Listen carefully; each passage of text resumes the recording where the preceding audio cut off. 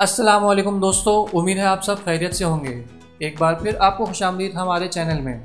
दोस्तों, chicken pox एक ऐसा मर्ज़ है जो होता तो ज़िंदगी में एक बार है, मगर अपने दानों के निशान कई सालों के लिए छोड़ जाता है, जो कि ख़ास तौर पर लड़कियों के लिए बहुत अजियत का बायस बनता है। मगर अब आपको घबराने की कोई ज़रूरत नहीं है। आपने आज से ही ये अमल शुरू कर देना है जो मैं आपको बताने जा रहा हूँ। सिर्फ एक हफ्ते में इंशाल्लाह चिकन पॉक्स के निशान बिल्कुल ख़त्म हो जाएंगे। दोस्तों, एक बर्तन में 6 अदद बादाम डालकर पानी में भिगो दें और सारी रात पड़ा रहने दें। सुबह बादाम के छिलके उतारकर अच्छी तरह ग्राइंड कर लें। नरम सा पेस्ट बनने पर इसमें आधा चाय का चम्मच शहद डालकर मिक्स कर लें। इस पेस्ट को 15 मिनट तक अपने चेहरे पर लगा रहने दें।